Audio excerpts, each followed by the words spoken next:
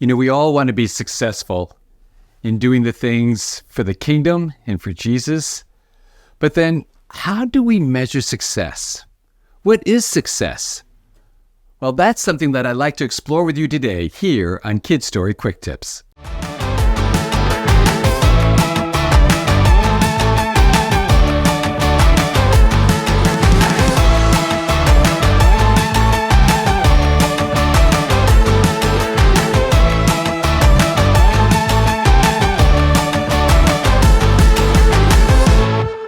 How do you measure success? It inevitably happens that when you get into a conversation with someone about how your ministry's going, usually you answer or it's asked of you as to how many kids are coming, how many story clubs have you started, have you had any baptisms, how about salvations, how many leaders do you have? It's how many, it's the more, the better, the bigger is your ministry. And so we're always trying to impress people, whether it be people that are serving along with us, whether it's your leaders, maybe people in other ministries, but that always comes out that question of, how do you measure success? Well, that was something that I was asking myself a lot of until I read this book called The Choice. And in this book, it asks a different question. And the question was not what I measure as success, but how does the Lord measure success? Well, that totally blew my mind because I started realizing that, how the Lord measures success and how I measure success are totally different. Now, it's not that God's not against numbers, because throughout the scriptures, we see where he actually, in the scriptures, will give numbers of people. For example, how many people were fed by the loaves and fishes? There was 5,000. How many disciples did Jesus have? How many salvations were there on the day of Pentecost? So it's not like God's not interested in numbers. But if we look at how did Jesus measure success? His success was, I'm here to do the will of the Father. What is the Father doing? How can I be pleasing to the Father and do his will? My will is to do his will. That was success for Jesus. So shouldn't that be the success for us as well? It's not about the numbers. Yeah, it doesn't matter if it's big or small.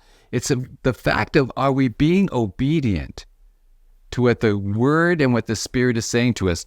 Are we in God's Word to know what he's saying to us?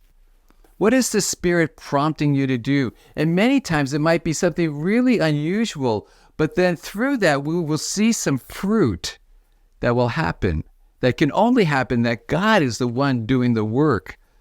And that is what is successful. How do we measure success? Are we doing the will of the Father? Are we listening? Are we being obedient? Jesus taught a number of parables about this too. And one of them that really stands out that probably we're all familiar with is, what are you building your house upon? Now, most of the time, and especially with kids, if we're building it upon the rock, then that means we're building it on Jesus. Or are we building it on the sand? But, if you look at where did Jesus use that illustration? The beginning of that verse talks all about the fact that it's all about being obedient. That is what we build our life upon, and that is what is the rock. Well, also another parable is in John 15, where Jesus talks about the vine and the branches. Unless we abide in Jesus, we can do nothing. I use the little saying of abide to abound. We need to abide in Jesus. Are we in his word? Are we being still before him that we can hear what the Spirit is saying to us? Are we asking that hand question? In Kid Story, that last question is that hand question, that application question. Are we asking that of ourselves? What is the Spirit saying to us? What is God stirring in my heart? Am I being obedient to that? That is success. That is where we see the fruit of the Spirit, the love, joy, peace, patience, kindness, all the different fruits that are there. That, I believe, is what God is calling us to. And then we will see growth.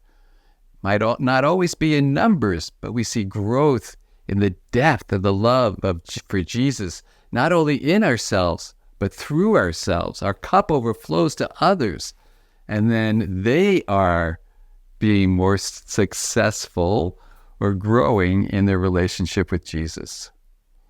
John 15:5 says this. He says, "The one who remains in me and I in him produces much fruit, because you can do nothing without me." Here's what I'd like to do for this quick tip. I'm just going to play some music. We're going to be still before the Lord just for a little while. What is God saying to you? And how can you be obedient and be successful in the eyes of the Lord? Because isn't that what is most important? To be successful in the eyes of God and not necessarily in the eyes of man. So let's be still before him for this short time, and let's see what God is saying to you and to me.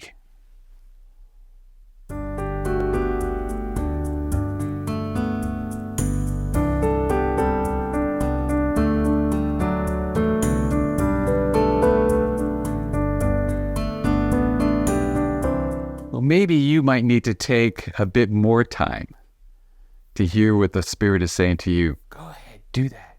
Take the time, for then you can measure success on your obedience to what God is saying to you. Thanks for being here on this version of Kid Story Quick Tips. We'll see you again. God bless you.